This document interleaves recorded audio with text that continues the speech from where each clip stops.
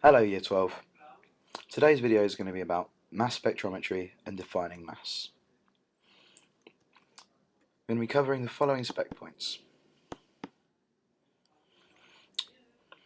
Half of them are about definitions of various mass descriptions, and some of it's going to be about how a mass spectrometer works.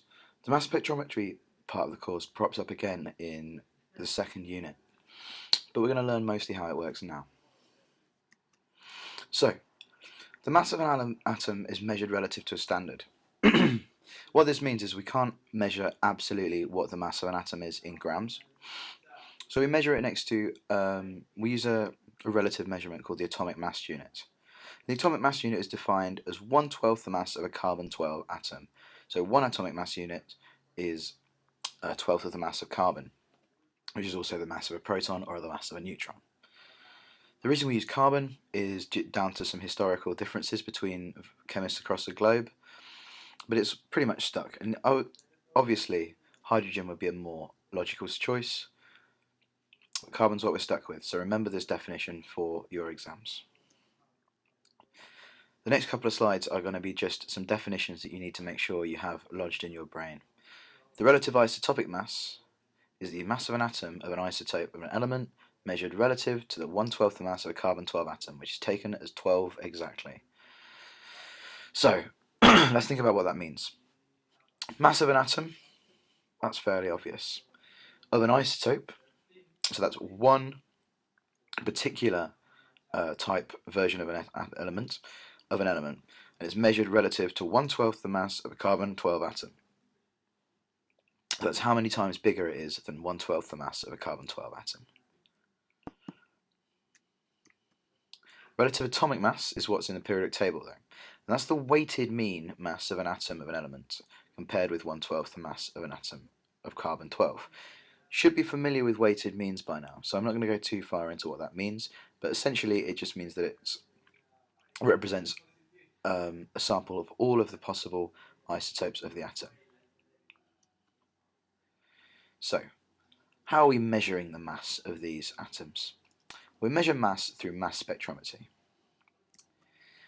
A mass spectrometer looks a little bit like this. You have something called an ion source that fires into an accelerating region, fires your sample through the accelerating region, round a magnet and into a detector.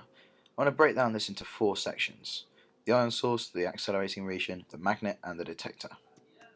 So, the first stage is to ionize and vaporize your sample. Vaporize first.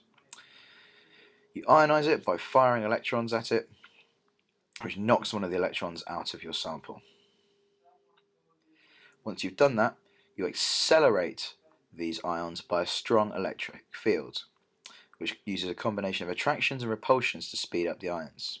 Okay, so you're going to be changing the charge of the electric field as the ions go through to speed things up. Once we've got them up to speed, we have a big magnet, and the magnet deflects the atoms around this corner.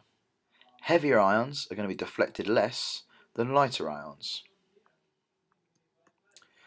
Finally, the ion beam is focused on the detector, and the fact the ions are charged causes little amounts of current to be detected by the detector. We sweep through different strengths of magnetic fields, and different weights of atoms are measured in the detector. They're measured in terms of their relative abundance, and we can use that to find a relative atomic mass, among other things. So, here's a little aide-memoire for you to remember, help you remember it. We've got 5 stages: vaporization, ionization, acceleration, deflection, and detection. So when you're wondering what order things happen in, just ask yourself, how did Jordan become famous? Via double D. Thanks very much for watching Year 12. I shall see you on Monday.